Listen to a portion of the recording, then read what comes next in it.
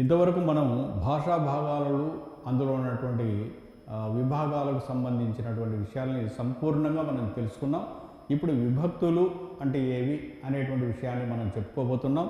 విభక్తులు అనేటువంటి విషయం సాధారణంగా ప్రాథమిక తరగతుల్లోనే వీటి గురించి పరిచయం చేసుకోవడం జరిగింది.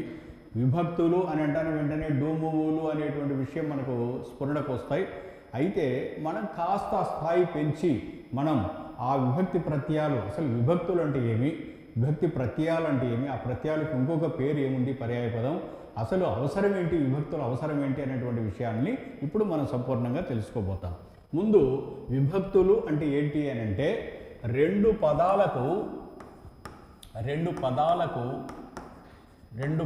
మధ్య సంబంధాన్ని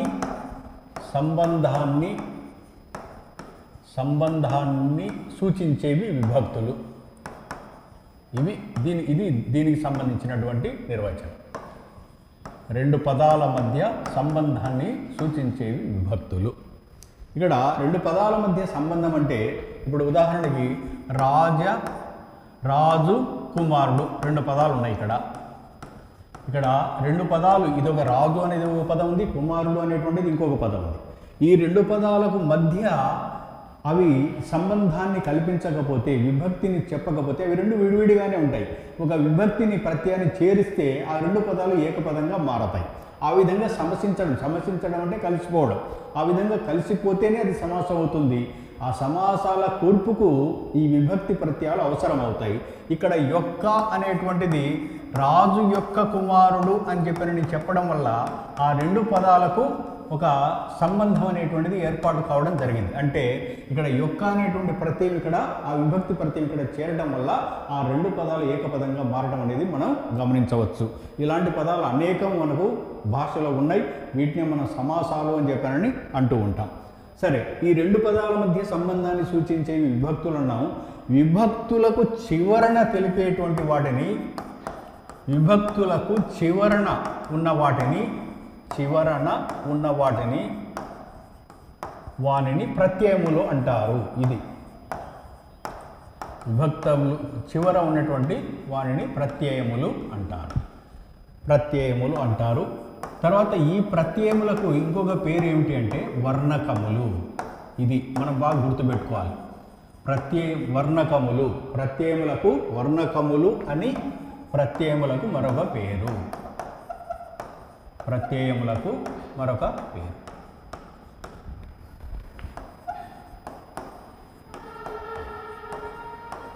ఇది ముందు విభక్తి ప్రత్యయాలు అంటే, విభక్తులు అంటే వెంటనే రెండు పదాల మధ్య సంబంధాన్ని కూర్చేవి విభక్తులు. ఆ విభక్తులకు చివరగా ఉన్నటువంటి వాటిని గురించి తెలిపే అక్షరాలను ఏమంటామంటే ప్రత్యయాలు అంటాం. ఈ ప్రత్యయాలకు ఇంకొక పేరు ఏమిటి అంటే వర్ణకములు అనేటువంటి విషయాల్ని మనం గుర్తుపెట్టుకోవాలి. ఆ తర్వాత ఇక మీకు తెలిసింది ఏంటి అంటే, మీకు అందరికీ తెలిసింది మనం ఏమి, డు, ఆ తర్వాత ము, వు, లు, ఇవి ప్రథమ విభక్తి అని అంటున్నాం. ప్రథమ విభక్తి. ఆ తర్వాత నిన్, నున్, లన్, గూర్చి, గురించి, ఇది ద్వితీయ విభక్తి.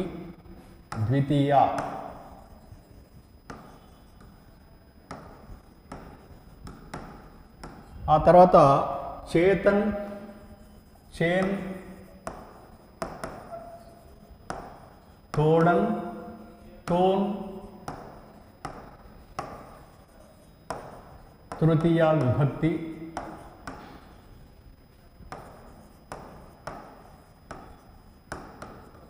ఆ తర్వాత కొరకున్, కై, చతుర్థీ విభక్తి.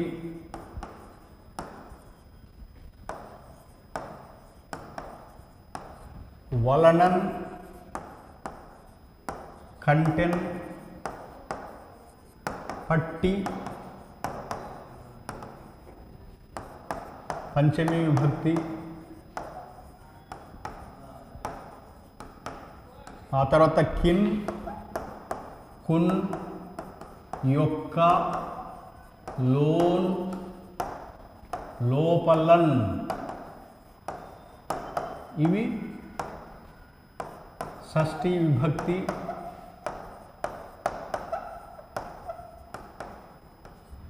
తర్వాత అందున్నన్, అందున్నన్ సప్తమి విభక్తి.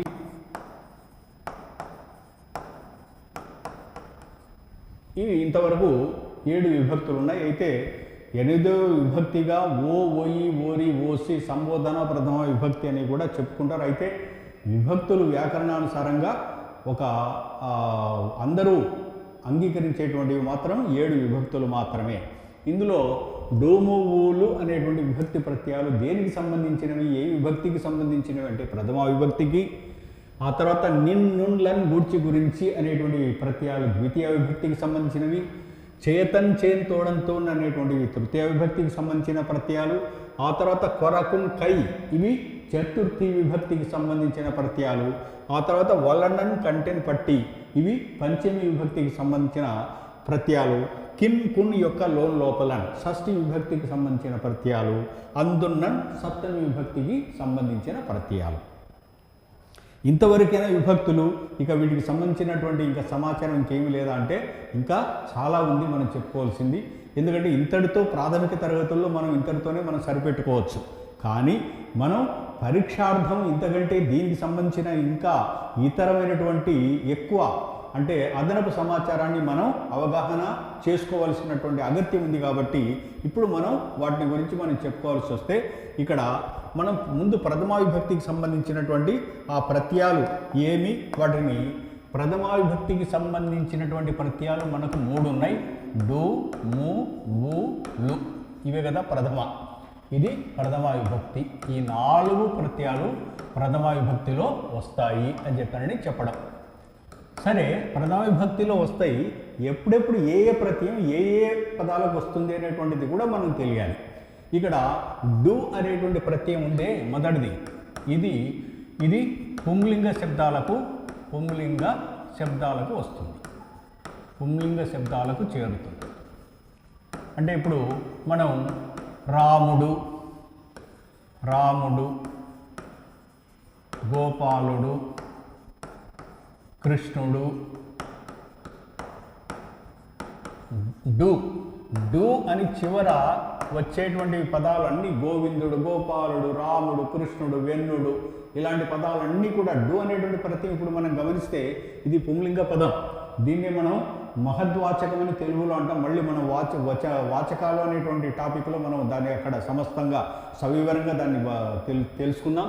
ఇప్పుడు ఈ డు అనేటువంటి ప్రత్యయం ఏమిటికి చేరుతుంది అంటే పుంలింగ శబ్దాలకు చేరుతుంది. అలాగే ము అనేటువంటిది దేనికి చేరుతుంది, ము అనే ప్రత్యయము అని చెప్పానని అంటే అమహన్ నపుంసకములకు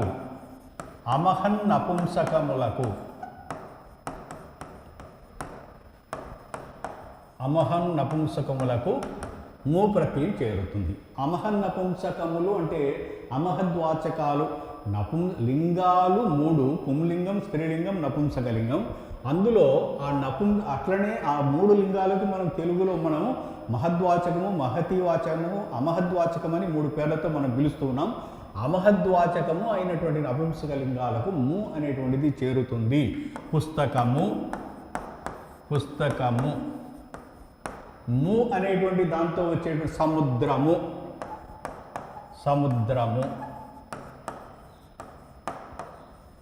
విషయము, శ్వాసము, ఏవైనా కానివ్వండి అవి దీనికి సంబంధించినటువంటివై ఉండాలి అంతే. దేనికి సంబంధించి అమహన్ నపుంసకాలకు సంబంధించినటువంటివై ఉండాలి.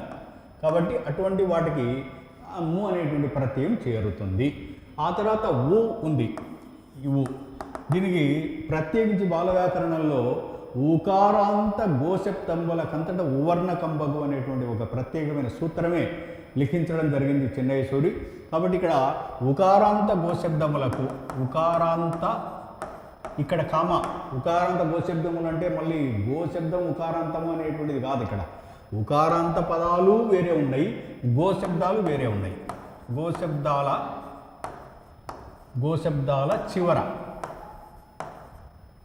ఈ ఊ అనేటువంటి ప్రత్యయం చేరుతుంది.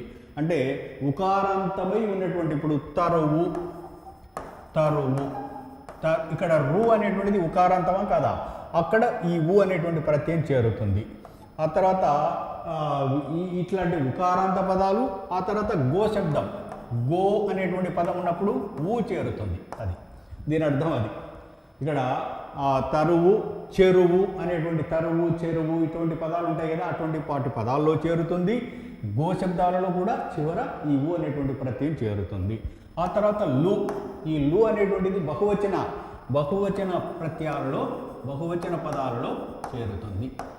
బహువచన పదాలలో అంటే మనం ఏకవచనం బహువచనం అని అంటాం కదా, కాబట్టి ఆ బహువచన పదాల విషయానికి వచ్చినప్పుడు ఈ లు అనేటువంటి ప్రత్యయాన్ని మనం అక్కడ చెప్పుకోవచ్చు. కాబట్టి ఈ విధంగా డు ము ఊ లు అనేటువంటి ఈ ప్రత్యయాలు 4 ఏ పదాలకు ఏ సందర్భంలో చేరతాయి అనేటువంటిది కూడా సంపూర్ణంగా మనకు తెలిసి ఉండాలి. ఆ విధంగా తెలిసి ఉండకపోతే విభక్తులు అనేటువంటి ఆ టాపిక్కు సంబంధించిన సమాచారం మన దగ్గర పూర్తి లేనట్లు లెక్క. కాబట్టి కేవలం విభక్తులు మాత్రమే డూమూలు ప్రథమ విభక్తి అందున్న సప్తమి విభక్తి అని చెప్పిన చివరి వరకు అవి కంఠతా బట్టి అవి మాత్రమే తెలుసుకుంటే చాలదు. అందులో ఉన్నటువంటి ఏ ప్రత్యయాలు దేనికి చేరతాయి అనేటువంటి విషయం కూడా మనకు తెలియాలి. ఆ తర్వాత ద్వితీయ విభక్తి, ఇది రెండోది కదా. ద్వితీయ విభక్తులు ఏం చెప్తాం? నిన్ నున్ లన్, నిన్ నున్ లన్ గూడ్చి గురించి, ఇదే కదా మనకు గూడ్చి గురించి. ఇక్కడ కర్మంబున ద్వితీయ అని సూత్రమే ఉంది, కర్మంబున ద్వితీయ. కాబట్టి కర్మార్థంలో ద్వితీయ విభక్తి వస్తుంది అని దీని అర్థం. కాబట్టి ఇక్కడ దీన్ని మనం అర్థం చేసుకుంటే కర్మార్థంలో ద్వితీయ విభక్తి వస్తుంది అని చెప్పి అన్నప్పుడు మనం ఆ కర్మార్థానికి సంబంధించినటువంటివి మనం ఏ విధంగా వస్తాయి అనేటువంటి విషయాన్ని మనం చెప్పుకోవాలి. ఇక్కడ కర్మార్థంలో నిన్ నున్ అనేటువంటివి 2 వస్తాయి. నిన్ నున్ ఇవి 2 మాత్రమే కర్మార్థంలో వస్తాయి, కర్మార్థంలో. ఆ తర్వాత లన్ ఇది ఉందే, ఇది బహుత్వ వివక్షలో వస్తుంది అని అంటాడు. అంటే బహువచనాన్ని గురించి చెప్పేటటువంటి పదాల్లో ఇది వచ్చి చేరుతుంది. గోవులను మొదలైనటువంటి పదాల్లో ఇది వచ్చి చేరుతుంది అనేటువంటి విషయాన్ని మనం గుర్తుపెట్టుకోవాలి. ఆ తర్వాత ఇది మామూలుగా మనం కర్మంబున ద్వితీయ అని చెప్పి అన్నప్పుడు మనకు కర్మార్థంలో ద్వితీయ విభక్తి పోతన భాగవతమును రచించెను అంటాం. భాగవతము అనేది కర్మం, అక్కడ కర్మ, అక్కడ ను అనేటువంటిది ప్రత్యయం వచ్చి చేరుతుంది. కాబట్టి అక్కడ కర్మార్థంలో ద్వితీయ వచ్చి చేరుతుంది అనేటువంటి చెప్పడమే ఇక్కడ ఉద్దేశం. ఆ తర్వాత తృతీయ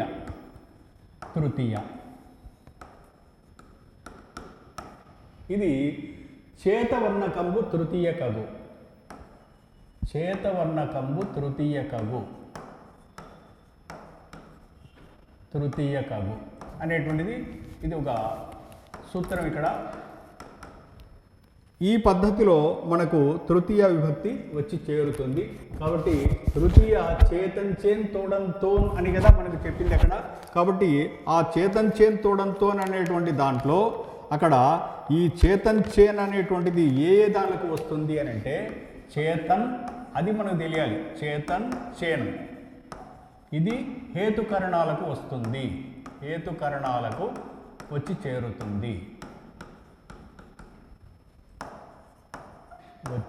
చేరుతుంది, ఆ తర్వాత తోడన్ తోన్ అనేటువంటివి, ఇవి తోడన్ తోన్, ఇవి సహార్థంలో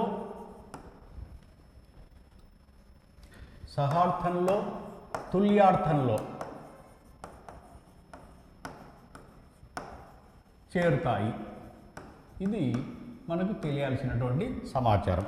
కాబట్టి ఇక్కడ మనం ఆ విషయాన్ని మనం గుర్తుపెట్టుకొని మనము తృతీయ విభక్తి ప్రత్యయాలు చేతన్ తోడన్ అనేటువంటివి కాబట్టి వాటి గురించి మనకు ఒక అవగాహన. చేతన్ అనే ప్రత్యయాలు హేతు అంటే కరణం అంటే ఒక సాధనం, వాటి విషయంలో వచ్చి చేరతాయి ఆ పదాలకు.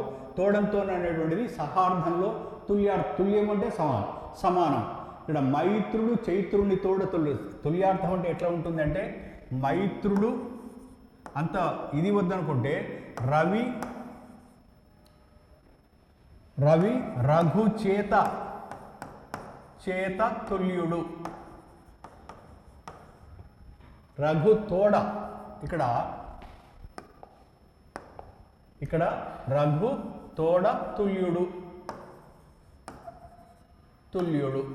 ఇక్కడ తుల్యార్థం అంటే ఇది, అంటే తుల్యుడు అంటే సమానము అనే అర్థంలో చెప్పబడేటప్పుడు ఈ తోడన్ అనేటువంటి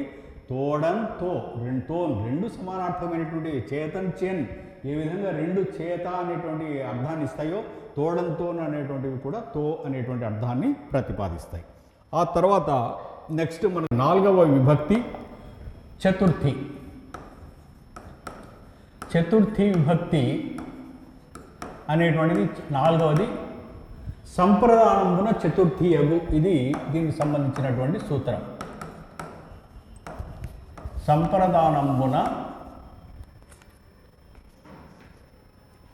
సంప్రదానమునకు చతుర్థి యగు, ఇది.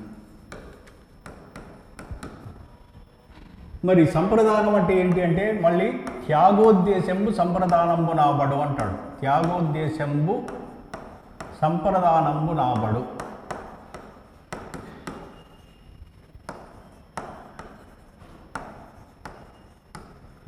అంటే త్యాగం అంటే ఇవ్వడం అనేటువంటి ఉద్దేశంలో వచ్చినప్పుడు సంప్రదానము అని చెప్పారండి. సంప్రదానం అంటే అర్థం ఏమి? త్యాగోద్దేశం. త్యాగం అంటే ఏమిటి అంటే ఇవ్వడము అనేటువంటి అర్థంలో. కాబట్టి ఇక్కడ ఉదాహరణకి అనుష్ఠాన వేదిక లేదా జలజాకరము ఉందనుకోండి, పదం. ఇక్కడ జలజముల కొరకు ఆకరము, అనుష్ఠానము కొరకు వేదిక అనేటువంటి అర్థంలో ఇది సంప్రదానము అనేటువంటిది మనం చెప్పుకోవచ్చు. ఈ సంప్రదానార్థంలో చతుర్థి విభక్తి వస్తుంది. త్యాగోద్దేశమే సంప్రదానమని అనిపించుకుంటుంది. ఆ తర్వాత నెక్స్ట్ పంచమీ విభక్తి. పంచమీ విభక్తి మనం చెప్పుకున్నటువంటి ప్రత్యయాలు వలనన్, కంటెన్, పట్టి. ఈ వలనన్, కంటెన్, పట్టి అనేటువంటి ఈ పంచమీ విభక్తి ప్రత్యయాల్లో మనం ఇక్కడ వలన అనేటువంటి ప్రత్యయం దేనికి చేరుతుంది అని అంటే అది ఒక పెద్ద లిస్ట్ ఉంది. అపాయ, భయ, జుగుప్సాదులు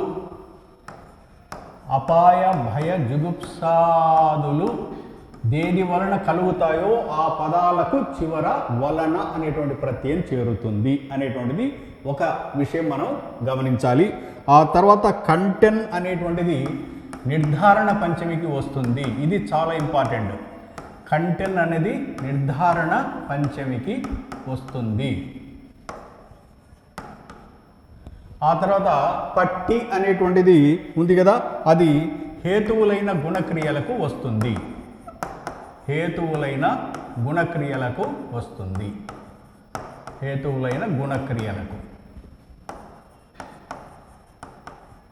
ఇది మనం ఈ పంచమి విభక్తికి సంబంధించినటువంటి విషయాన్ని మనం గుర్తుపెట్టుకోవాలి. నిర్ధారణ పంచమిలో అంటే వ్యాప్ క్వశ్చన్ ఎట్లా ఉంటుంది అంటే నిర్ధారణ పంచమిలో చేరే ప్రత్యయం ఏమి అని చెప్పానని అంటాడు. వలనన్, కంటెన్, పట్టి, ఆ తర్వాత కోరకం, రకరకాలైన 4 ప్రత్యయాలు మనకు ఐచ్ఛికాలలో ఇవ్వాలి కాబట్టి ఇస్తాడు. అందులో మన కంటెన్ అనేటువంటిది నిర్ధారణ పంచమికి వస్తుంది. పట్టి అనేటువంటిది మాత్రం హేతువులన్న గుణక్రియలకు వస్తుంది అనేటువంటి విషయం మనకు అవగాహన ఉండాలి. ఆ తర్వాత షష్ఠి. అవును, షష్ఠి అని ఇట్లా రాయాలా లేకపోతే షష్ఠి అని ఇలాగ రాయాలా అని చాలామందికి తెలుగు పండితులకు కూడా తెలియనటువంటి విషయం చాలామందికి. ఎందుకంటే రెండు ఒకటే కదా, ఏంటి తేడా అని చెప్పానని మనం అనుకోవచ్చు. కానీ ఇక్కడ షష్ఠి అని ఇట్లా రాసామనుకోండి, దీనికి ఇది 6 అనే అర్థాన్ని ఇస్తాయి. ఇట్ట రాసామనుకోండి, ఇది 60 అనే అర్థాన్ని ఇస్తుంది. చూడండి ఎంత తేడా ఉంది అనేటువంటి విషయాన్ని మనం గమనించవచ్చు. కాబట్టి చాలా చిన్న విషయాలు, ప్రాథమికమైనటువంటి భాషలో ప్రాథమిక విషయాలు మనం తెలుసుకోవాలి. మనం తెలుసుకోకపోతే తర్వాత జరిగే అనర్థాలు, తర్వాత 10 మంది ఎవరైనా మనకంటే గొప్ప పాండిత్య ప్రతిభ ఉన్న వాళ్ళ దగ్గర మనం చాలా లోకువ కావాల్సిన పరిస్థితి ఏర్పడుతుంది వాళ్ళ దగ్గర మనం. కాబట్టి మన స్థాయి మనం పెంచుకోవాలంటే కాస్త భాషతో మనం పాండిత్య ప్రతిభను కూడా మనం పెంచుకోవాలి. ఈ చిన్న విషయాలు, ఉదాహరణకి నదీ నదాలు మన దేశాన్ని సస్యశ్యామలం చేస్తున్నాయి అని మనం ప్రతిసారి చాలా చోట్ల వింటూ ఉంటాం. మనం చదువుతూ ఉంటాం. అసలు ఏంటి నది అంటే ఏంటి, నదం అంటే ఏంటి అని అంటే ఇప్పటికీ చాలామందికి అర్థం కానటువంటి విషయం. నదులు అని అంటే పడమర వైపున పుట్టి తూర్పు వైపుకు ప్రవహించి బంగాళాఖాతంలో కలిస్తే వాటిని నదులు అంటారు.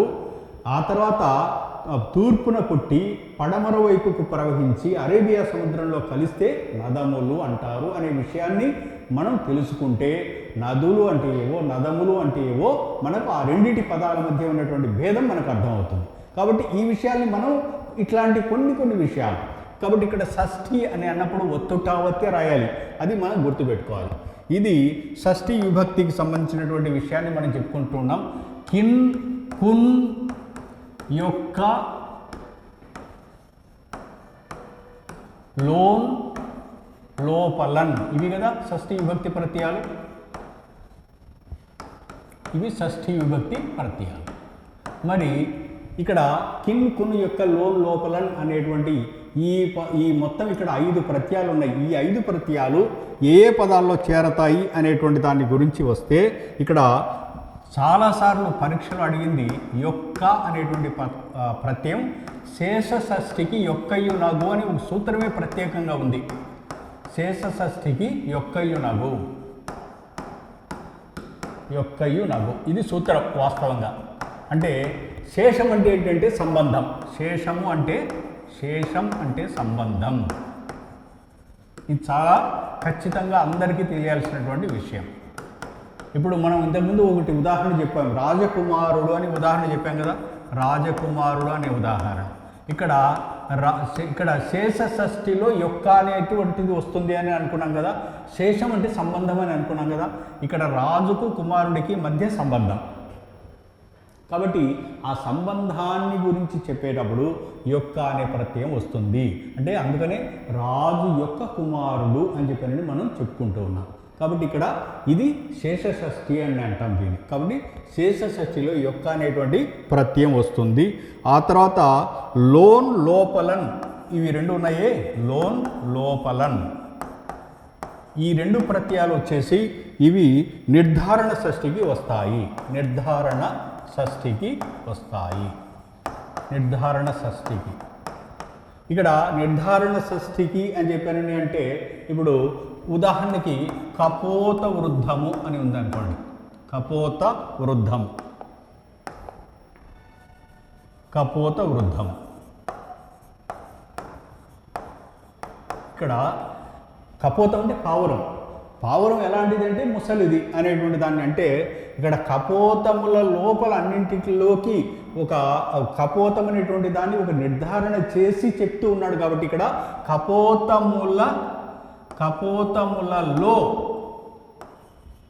కపోతములలో లేదా కపోతముల లోపల వృద్ధమైనటువంటిది అనేటువంటి అర్థంలో ఇది నిర్ధారణ షష్ఠి అంటాం.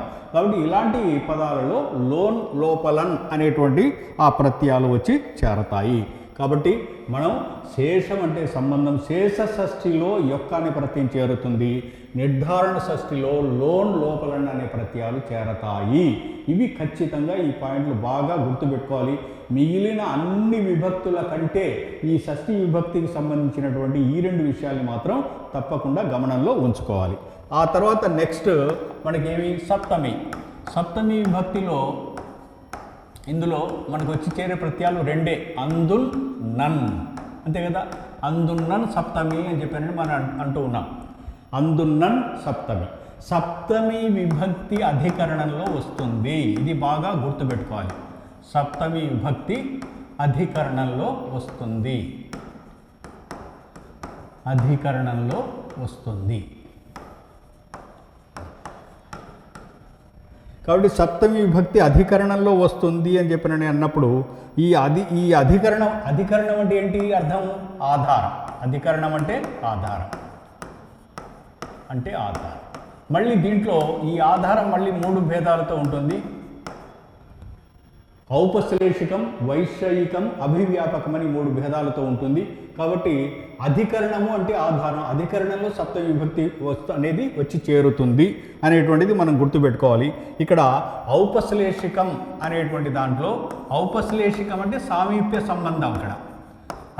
ఇక్కడ ఇందులో అందున్ నన్ అనేటువంటి ప్రత్యయాలు వచ్చి చేరతాయి. అందున్ నన్ ప్రత్యయాలు. ఇప్పుడు ఉదాహరణకి ఘట జలం అని ఉందనుకోండి. ఘట జలం. ఇక్కడ ఘట జలం అని ఉన్నప్పుడు ఇప్పుడు మనం వెంటనే దీన్ని మనం ఏం చెప్పుకుంటామంటే దానికి విగ్రహవాక్యం చెప్పుకోవాల్సి వస్తే దానికి వెంటనే మనం ఏం చెప్పుకుంటాము? ఘటమందలి జలము అని చెప్పారని విగ్రహవాక్యం చెప్పుకుంటాం. ఘటమందలి జలం లేదా ఘటమందు జలం. కాబట్టి ఇది ఔపశ్లేషికం. అంటే ఔపశ్లేషికం అంటే ఆధారం. ఇక్కడ ఘటానికి జలానికి, ఘటానికి ఆధారం జలం, జలానికి ఆధారం ఘటం. కాబట్టి ఈ విధంగా ఒక అధికరణం అంటే ఆధారం అక్కడ సప్తమి విభక్తి అధికరణంలో వస్తుంది అనేటువంటి విషయాన్ని మనం గమనంలో ఉంచుకోవాలి.